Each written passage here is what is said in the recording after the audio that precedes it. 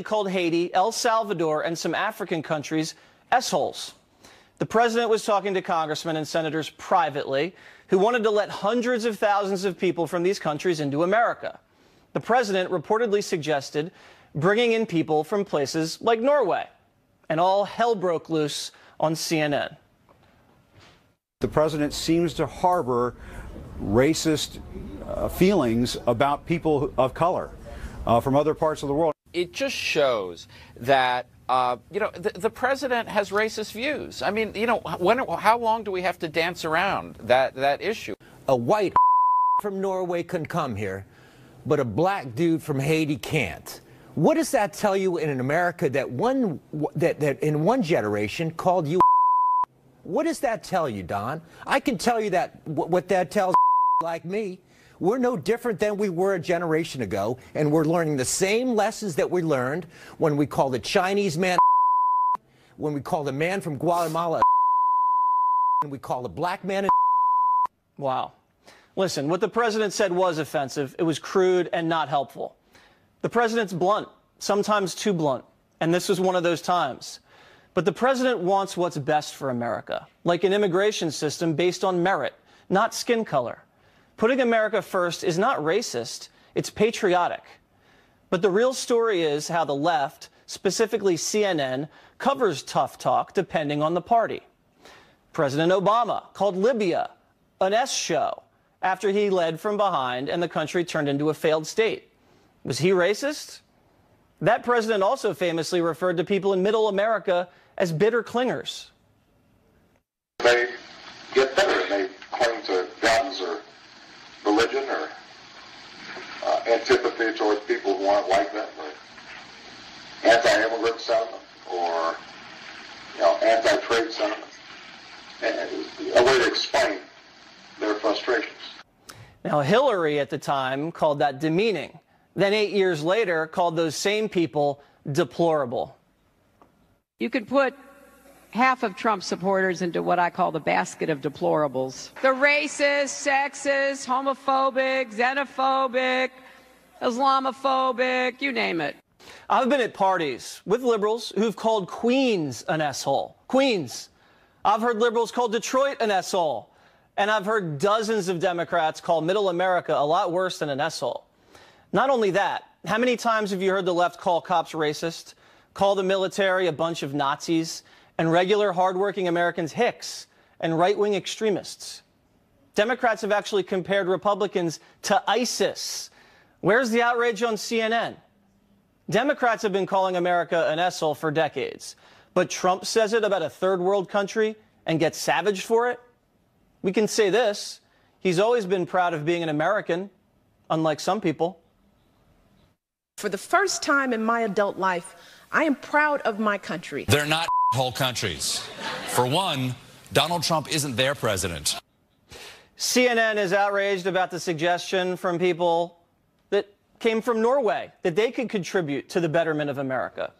I thought the left thought Norway was heaven on earth. They've been telling us for years that Norway has the best healthcare system, the most peaceful people, the most refined political system. In fact, Norway was ranked the best democracy in the world. And Trump is racist for saying he wants more Norwegians? So the bottom line is, as I said before, what the president said was offensive. It wasn't classy, and it gave his enemies a chance to distract from his agenda. I just wish the press defended America with the same passion that they defend other countries. Joining me now, Fox News politics editor Chris Stirewalt. So, Chris, obviously this is a major blow to the president's momentum coming off of these talks about immigration. But do you personally believe saying something like this makes the president racist? Well, good news about me and my job. It doesn't matter what I personally believe. But I'm curious what you believe. I have no idea the quality or condition of any other human being's heart. That's between them and their maker, and I'll leave it up to them to decide how they feel about anybody else. Well, I know personally, because I've spent some time with the president, that I don't believe he harbors any racist views in his heart. He has a big heart, and I think he wants what's best for America. Do you think it's fair for other networks to label him a racist for saying something like this? Well, I don't watch CNN. Well, I'm sorry you had to see those clips at the top then. But I will say this: Chris Wallace gave a great speech not too long ago, where he talked about the dangers of getting the press broken by Trump, and that when Trump says and does outrageous things, or even things that are inappropriate or things that are wrong, that the press uses this as license to misbehave themselves. Members of the press use this as license to misbehave themselves. And if you look at the glee, the childlike, the sophomoric glee with which many outlets, not just the cable news network, but lots of outlets, print and digital and broadcast, all went over getting to say this word, this dirty word, and talk about it. It was sort of reflective of like, hey guys, act like you've been here before. There are serious matters to talk about here. There are two serious matters to talk about here. One's on the substance of policy about which kinds of immigrants from which kinds of countries should the United States give preference to in terms of admitting. Remember, we have to take in about 1 million permanent legal residents a year into the United States just to make up for the fact that essentially we have low birth rates. But I mean, can you say that that's what the president was getting at? He was talking about bringing in people from other countries and the rationale that you use to decide on who gets to come in. Sure. He was inartful at saying that, but just because maybe you don't want to overemphasize bringing in people from impoverished nations, from nations riddled by corruption, doesn't that necessarily, it doesn't make you racist, correct? When it comes to talking about whether a person is racist or whether a person's a Christian or whether a person is this or whether a person is that, those are all matters of the condition of their heart. Those are all matters that they have to sort out. That's fine, and you said that before, but the methodology with which you then select nations to, form your immigration patterns, that's inherently not racist. That's normal. That's what Canada does. That's what Australia does, correct? It is. There is nothing empirically wrong with a country choosing to give priority to one country over another. The danger for the president so the danger here is twofold. The most important and pressing danger for the president in this administration is that Dick Durbin, who was a Democrat who was in that meeting, his attitude and disposition towards this deal, and more importantly, his willingness to take heat from Democrats over working with the president to come up with a deal. This is not going to help, right? On DACA. This puts Durbin in a terrible bind because he doesn't want to be seen as cooperating with someone that harbors views that many people in his party think are inherently racist. Can I ask you, you listened to my commentary at the top.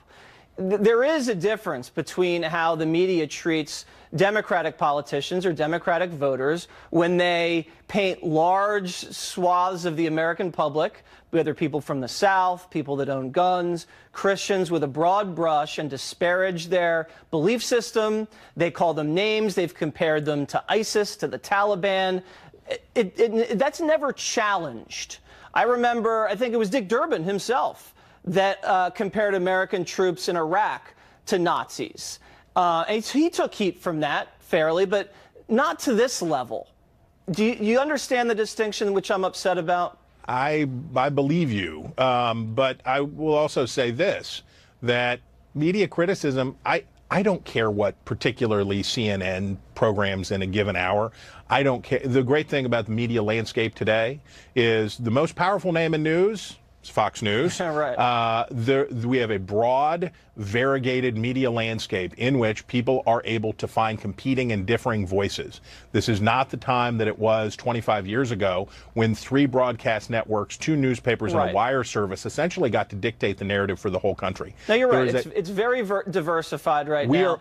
It just seems to me the Democratic Party has thrown in so heavily when it comes to refugees, when it comes to migrants, and at the expense of American citizens. And that's one of the reasons Donald Trump was elected, I believe, because he tapped into those people that felt that they hadn't been given a fair shake, whether they were veterans, whether they were factory workers. When illegal immigrants or dreamers, they're talked about all the time glowingly by the Democratic Party and the mainstream media, and they're given favors and they're prioritized. But no one talks about the coal miners in West Virginia or the people that have lost factory jobs in Wisconsin.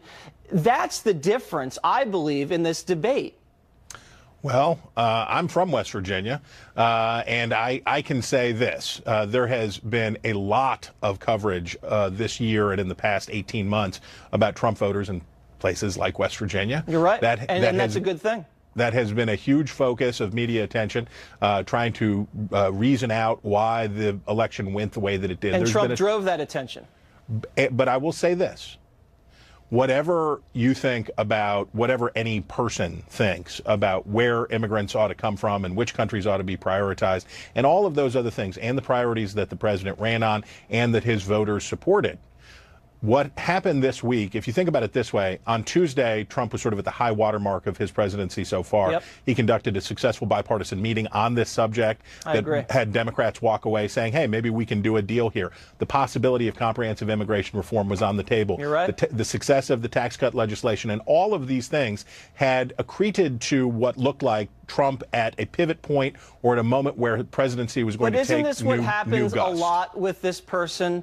Whether it's when he gets off of a great speech and then he sinks the momentum, whether he comes off an amazing inauguration and then he sinks it. You know, the Mueller stuff, it's like extreme highs and extreme lows. And that's what we're seeing right now. But I just want to get back to the original point that because you want people to come to this country to contribute, that are successful and that are talented and that are well educated, that doesn't necessarily make you a racist. That makes you someone that wants to improve wages, to improve the standard of living among your own citizens. Of course, there are incredibly talented people from Haiti, from El Salvador, from the continent of Africa, of course, and we want those people to come to America and achieve success and contribute. But we just want to look at the way we treat immigrants through a merit-based system. And I believe that's getting lost in this huge, I guess, scandal, if you want to call it, or media firestorm over the S-hole word. And I'll give you the last word. It is important then, if you hold that worldview, that when you are talking to a crucial member of the Democratic Party, maybe the most important voice in terms of getting legislation passed, that you not use derogatory, unnecessary, incendiary language when referring to these places, that you have to actually bend over backwards to be twice as careful to make the point as inclusively and as even-handedly as you can. And there's just no room for error on stuff like this. I agree. It was an unforced error, and it's going to cost them a little bit with this immigration situation. But hey, you know what? Like we said before, highs and lows. You never know what's around the corner next week. Chris? That's for sure. I'll talk to you later. See ya. Up next, a Watters World investigation of Oprah.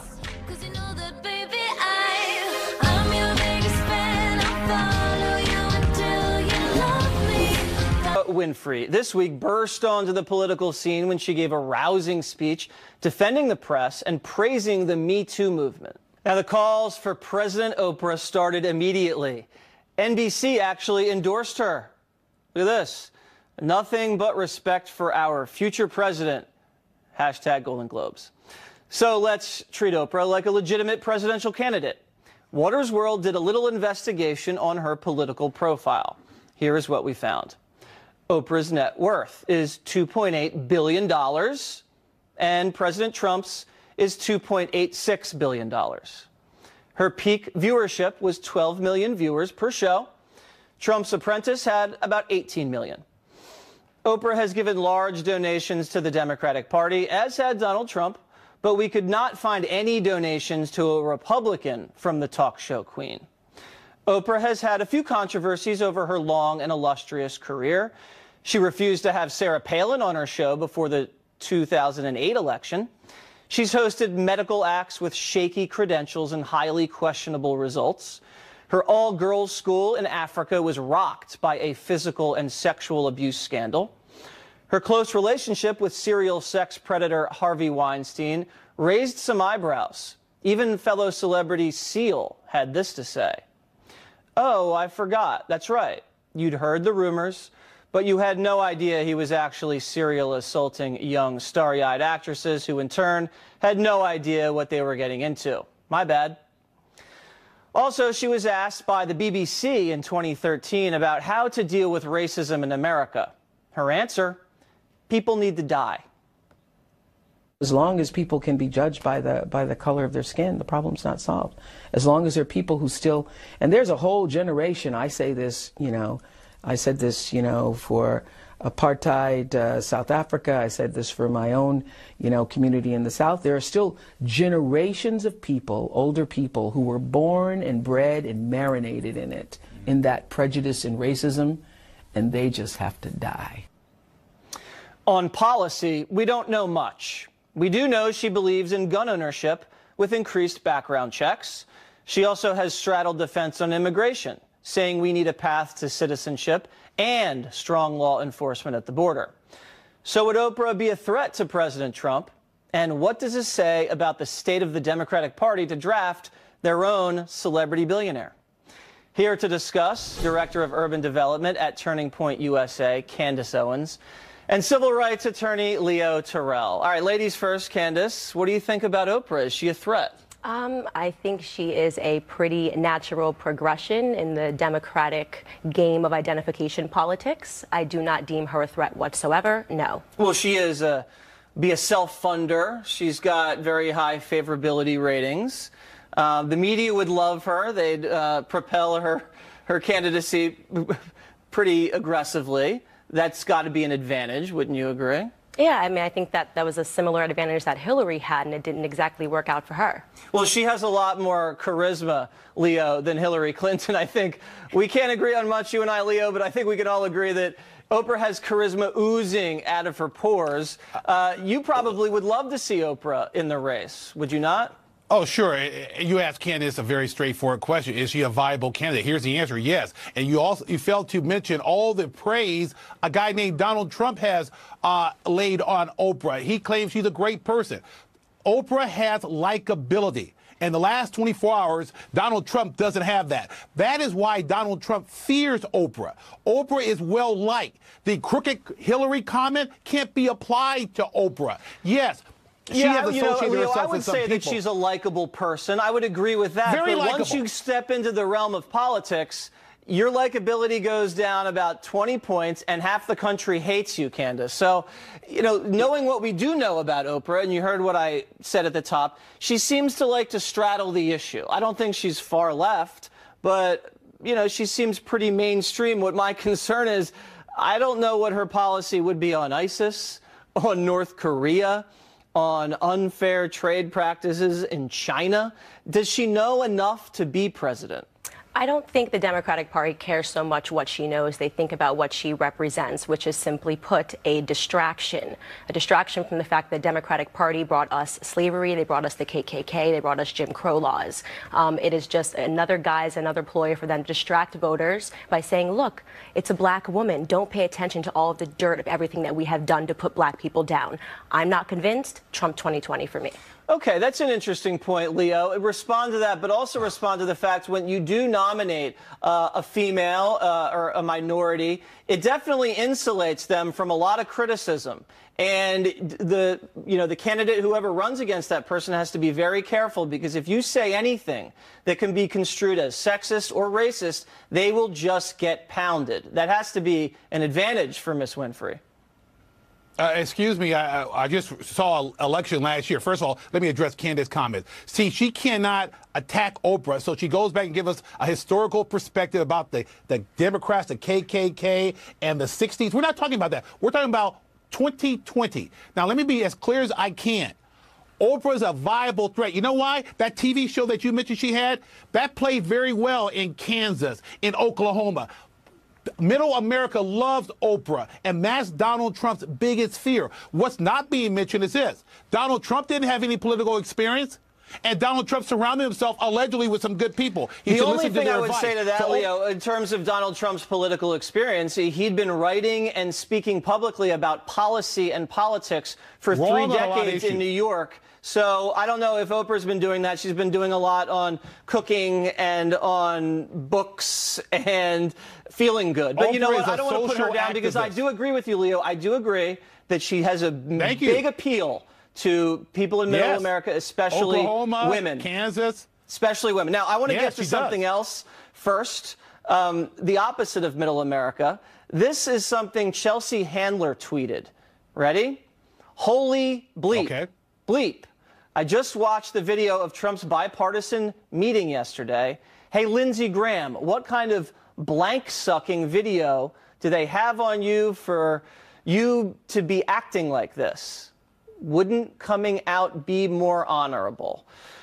Leo, she's basically gay baiting a member of the U.S. Senate with despicable language.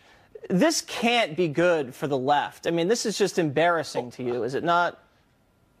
I don't know who Lindsey Graham is. I mean, I recall He's this the guy senator from going after Donald South Trump. Carolina. Well, yeah, he's the senator. Come on now. He's senator, but he went after Donald Trump hard. Now he's tweeting out pictures of him playing golf with Donald Trump. Is he worried about losing his tea time with Donald Trump? Why has he turned around? I don't Leo, understand are the you change. suggesting that a politician might change his opinion on something? I can't believe it. I've never heard that Let me before. think about that. Let me think about that. Yes. Yeah, never heard that before. I'm And surprised. Candace, Yes. I want to tease something else up for you. I want you to tell me what you think about Chelsea, but also this soundbite from Robert De Niro. Go ahead. This idiot is the president. It's the emperor's new clothes. The guy is a fool. Come on. Our baby in chief has chief, I call him. That's not going to help ticket sales. I mean, what do you think about that? Atrocious. And the left loves this. They do. And the left at this moment in time is absolutely apoplectic. I think it is embarrassing that Leo cannot admit that what Chelsea did was absolutely wrong. Any sane person can admit that what she tweeted out was wrong. It's not a surprise. We're talking about Chelsea Handler, and we're talking about Robert De Niro. We're talking about Hollywood. And that is a tool that the left uses to employ against voters, that they think, oh, this is cool. Bashing a president using this language is cool. It's absolutely unacceptable, and it is absolutely disgraceful. I will give Leo the last word against my instincts. Go ahead, Leo. Thank you very much. Very short. The boogeyman left. The left. I'm part of this monstrous, scary group. I'm afraid right now. I'm done.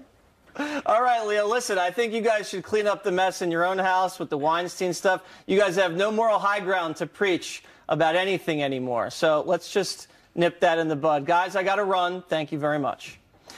All right, so Water's World's been feeling a little stressed. So we brought in a therapy llama. Up next.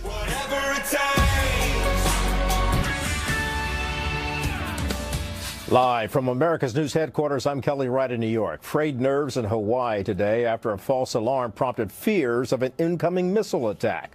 A phone alert warned more than 1 million people of an incoming ballistic threat and to seek shelter. Officials minutes later issued a clarification citing human error as the reason for the alert.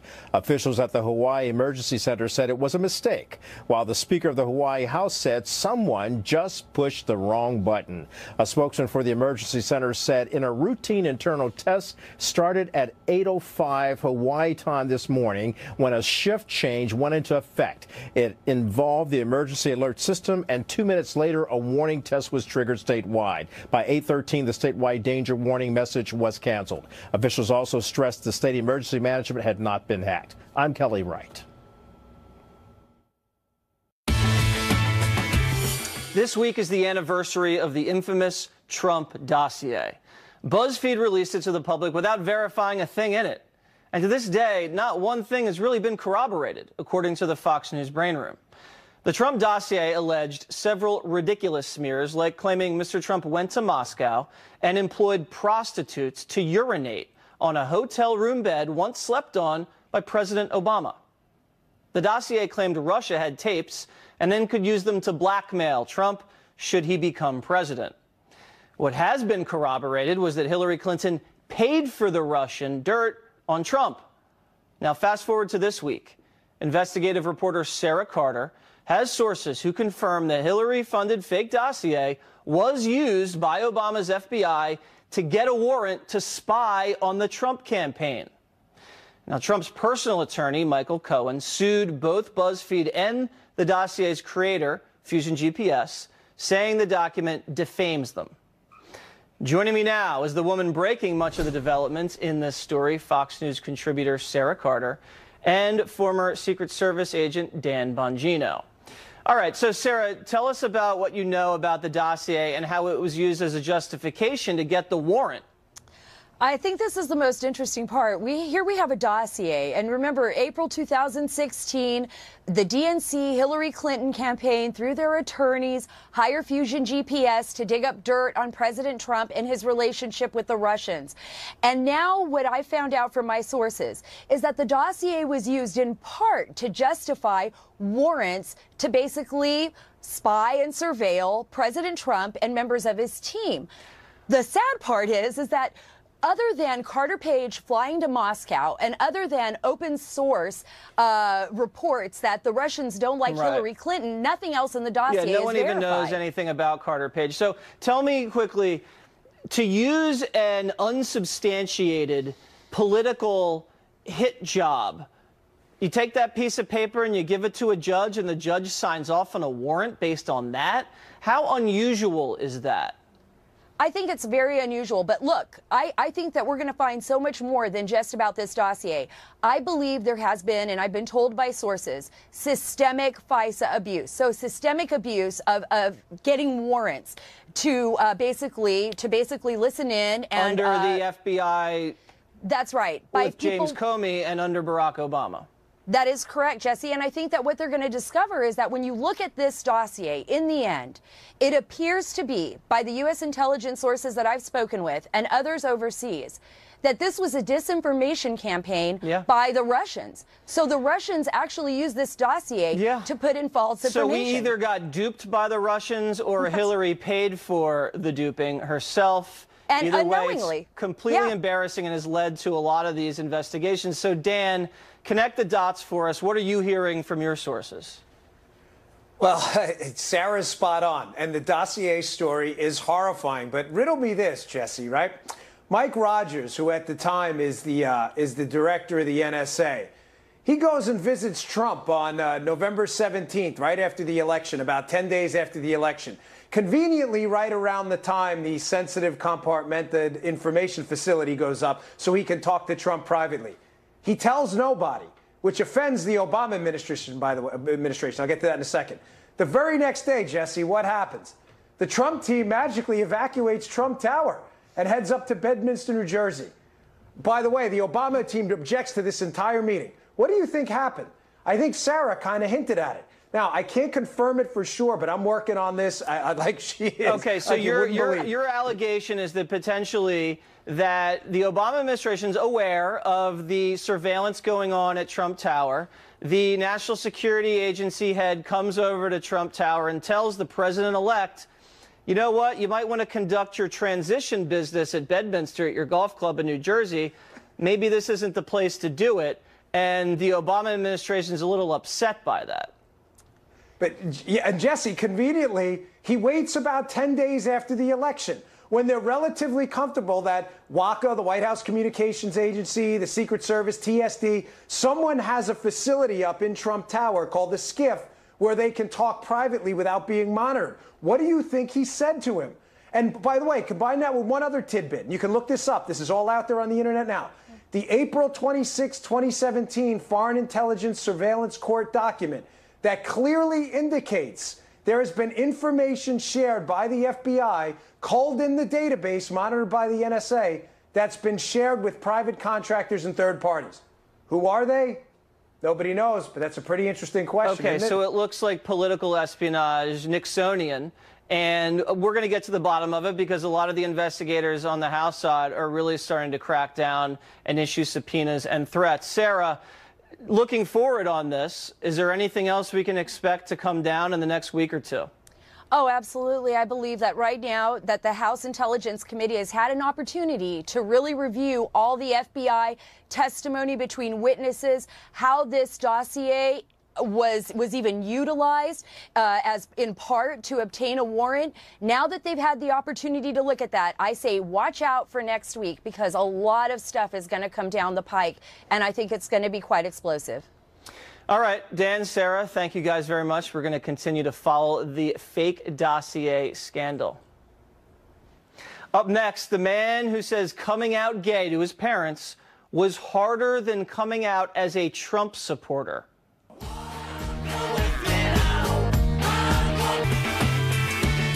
My next guest says it was easier coming out as a gay man than it was to announce his switch to the Republican Party, saying, quote, "A number of my friends no longer have time to see me. Lifelong acquaintances now regard me with fear and distrust. No, I am not a sex offender. I am something even worse than that. I am a Donald Trump supporter." Adam Levine joins me now. All right, so Adam, when you first came out as gay to your family, what was that like? How did that go? Jesse, I just wanted to say I'm a really big fan, so thanks for having me. Well, thank you very much. You have great taste, Adam. Thank you. It was not a big deal. I'm not saying it was this way for every American gay young person. My family was very liberal. They're very open-minded in many ways. And I never defined myself as a gay person or homosexual. I just came out actually from an internet cafe by email in about one line, because I was just so sick of anyone being able to use it over my head, and I wanted to move on with my life. Okay, so you come out as gay, and I assume most people in your family and your friends were accepting of that and cool with it, and it wasn't much of an issue, I assume. Could be wrong, but I assume. Yep. And then you're right. You come out as a Trump supporter, as a Republican. How did that go? Well, Jesse, let's just say that I never directly came out to them still, because now I you're just wanted pretty to out avoid because you're that on situation. television. Exactly. And they found out indirectly because people would read my Facebook posts and then report to them. And I didn't want to hide it. I just wanted to avoid having any kind of contentious confrontation with them, because, you know, it's good to get along with your family. Were you more fearful of coming out as a Republican than you were coming out as gay? Yeah. I would say more broadly than my family, it's mainly a problem that I've had with the gay population in Los Angeles and as well with the liberals, but I think it's particularly bad among LGBT. Okay, so as a gay Trump supporter, how have you been treated by the people in your social circle or family? Because I know your father was a Democratic congressman. Yeah, my father has been great. He's been as supportive as he is capable of, which is much more than I can say for most of the other liberals his age or my age. The level of openly accepted bullying, shaming, and shunning that I and thousands of other Trump-supporting gays and straights have to endure every day it's astounding. Well, I thought the left was unbelievable. supposed to be tolerant of other viewpoints, other sexual orientations. You're saying that's not true? I'm saying not only is that not true, I think the left has gone 180. You know, in 2006, a Yale law professor coined a term referring to gays in the workplace called covering. And covering refers to the forced hiding, the coerced hiding of crucial aspects of oneself. Now, I don't see gays that have to cover anymore. There may be some, which I'm not saying that there aren't, but what I do see rampantly in Hollywood and in LGBT life is Trump supporters that have to cover. They have to hide the fact that they support Donald Trump or incur some sort of massive biblical wrath. Listen, if you want to make America great again, you got to fight the fight. Adam, thank you very much. Absolutely, Jesse. Thank you very much. Using llamas to de-stress. It's happening in our schools, and we have one on set. Next. Always better when we're together. Yeah, we'll look at the stars and we're... Whoa, get away. Okay, what is that thing? Sonic?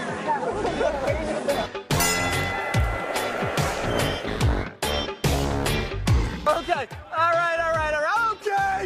Okay. Is he gonna bite me? Is that not well? Not really.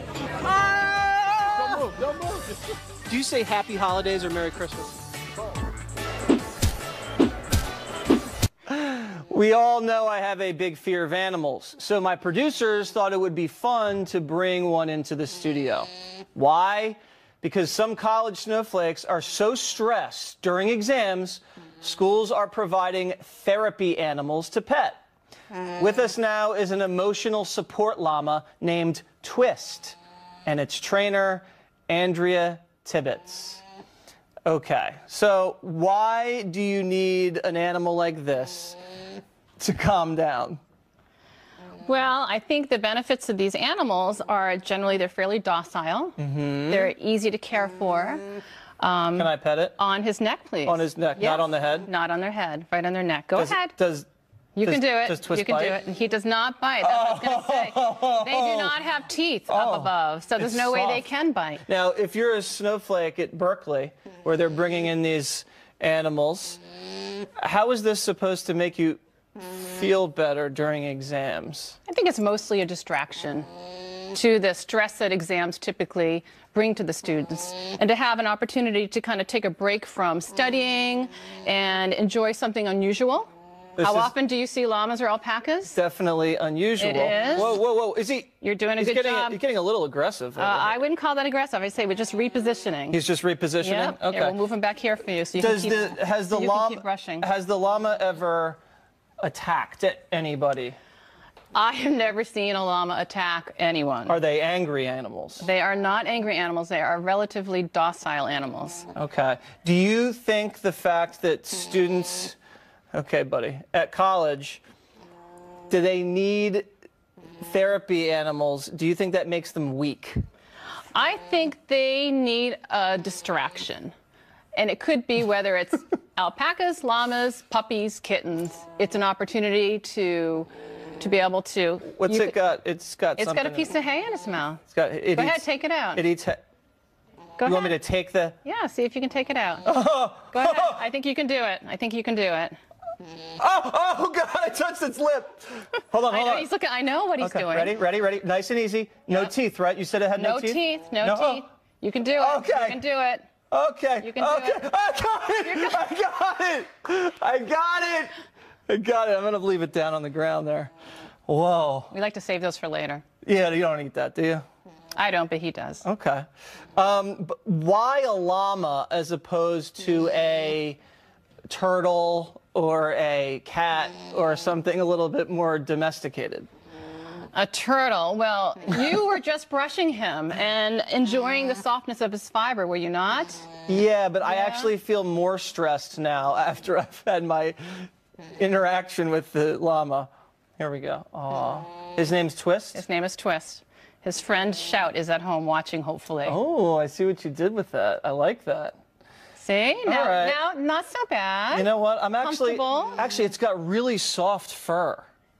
Really soft. He is a Surrey. That's the type of fiber that is more like hair than it is like a hokoya, a llama or alpaca. Okay. So, do you want to brush him? See? We're going to move him up a little bit so he can get a little bit closer. Okay. There we go. You're doing a great job, by the way. Okay. Does it need a muzzle? No muzzle needed. Okay. But you know, this is technically therapy right here that you're doing. Did you know that? Therapy for me or therapy for the llama? You. It's really for you. It's for me. Do I look stressed or do I look You relaxed? do not look stressed. You look very relaxed. All right. Well, But listen, the next Andrea step is to hug. and Twist, I'm not ready for step 2. We're going to get to the hugs later. All right? Maybe another time. Okay, take All right. care. Bye, Twist. Thank you. Up next, last call. You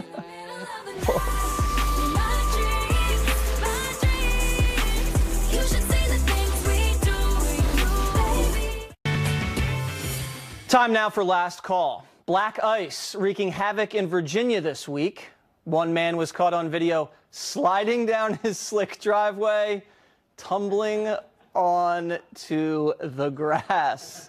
This video has been viewed more than 44 million times since it was posted on Tuesday. Ooh, fortunately, the man suffered no injuries except for the bruised ego. And down he goes.